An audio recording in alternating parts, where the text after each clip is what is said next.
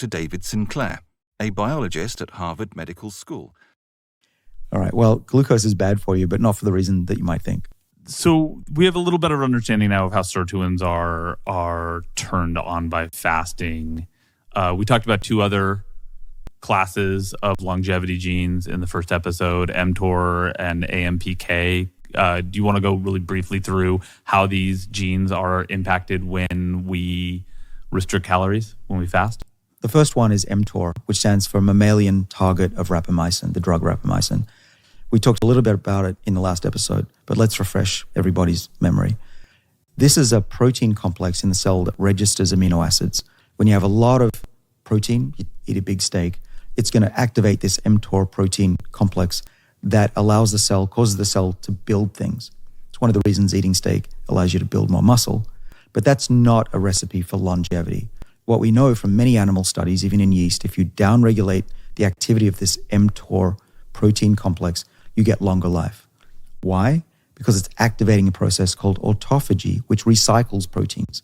So when you're hungry, this autophagy will get all the old proteins, put them in the recycling bin, and then bring them out as fresh proteins. And that seems to be really important for longevity. In fact, even if you just inhibit mTOR and stimulate autophagy, that's sufficient to extend the lifespan of flies and even mice by dramatic amounts, even 30%. So in mTOR, we start with fasting, we get longevity. In sirtuins, we start with fasting, we get longevity. In AMPK, same thing. Same thing. But in a different process. Exactly, it's doing something else. Right. And in this case, when you're hungry, AMPK will go up.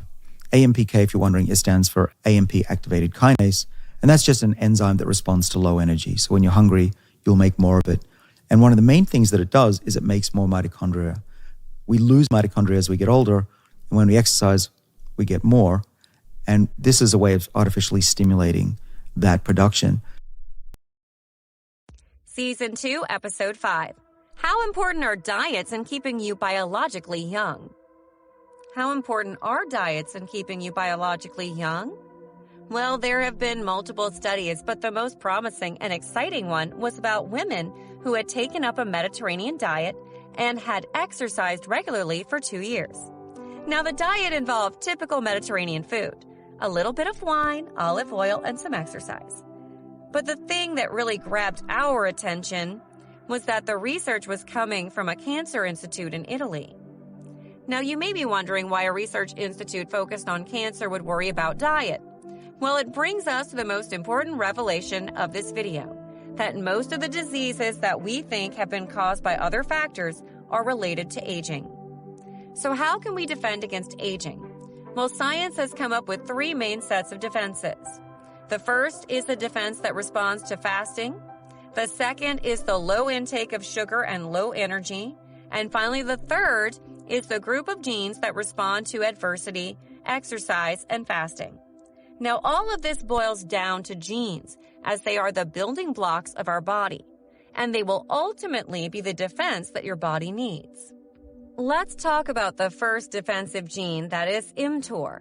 So the mTOR gene provides the instruction for making a protein called mTOR, which basically stands for the mammalian target of rapamycin. Proteins, insulin, and growth hormones all activate mTOR. But what is crucial to reverse aging is that mTOR is hampered by nutritional or energy deprivation.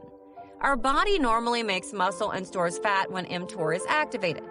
Fasting can deactivate the nutrient-sensing pathway mTOR, which causes the body to begin burning fat after 8 to 10 hours after the body's sugar reserves run out.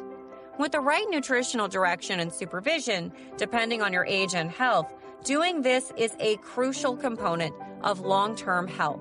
More research has shown that some naturally occurring foodstuffs like resveratrol and curcumin may either directly or indirectly block mTOR signaling. The inhibition of mTOR allows for increased autophagy. You may be wondering what autophagy means. Well, it is a self-eating process that involves breaking down unneeded or damaged components within a cell and reusing them as the building blocks for cellular repair or the formation of new cells. Basically, it keeps cells healthy. Now moving on to our second defense, is AMPK.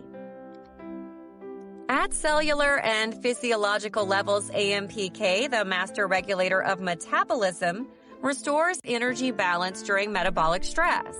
Cells produce and store less new fat when AMPK is activated, and they burn body fat that has already been accumulated. Additionally, AMPK activation causes the blood to pump glucose into the cells for additional energy. When healthy humans exercise, their AMPK activity rises noticeably.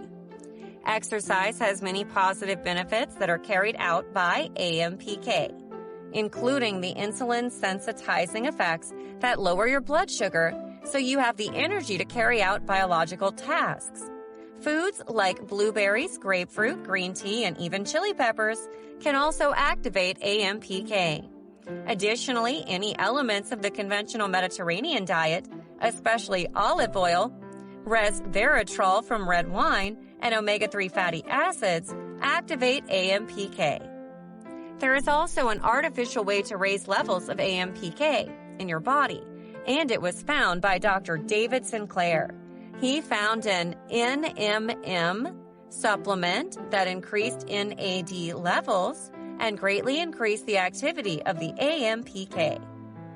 Finally, coming to our last defense, you guys must have guessed it, of course. It's sirtuins. These are the proteins that aid in preserving the structure of the DNA. There are 7 sirtuins, and they are essential for maintaining the integrity of the genome.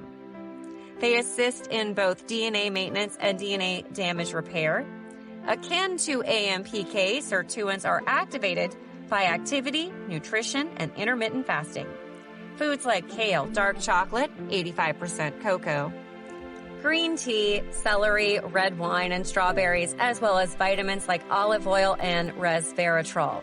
Activating and continuously maintaining large amounts of sirtuins is one of the most effective and likely long-term anti-aging strategies. Because they take care of DNA repair and epigenome stabilization, sirtuins are both strong and remarkable. Things like intermittent fasting or going without food for 12 to 16 hours a day are very beneficial to sirtuins. Low sugar intake, regular exercise, and sound sleep enable these enzymes to repair DNA and regenerate the body. Their main function is to increase lifetime in order to safeguard DNA and ensure that genes remain on when they should. They are working in the tiniest section of the cell. Thank you for watching. Please like, subscribe, and get notified.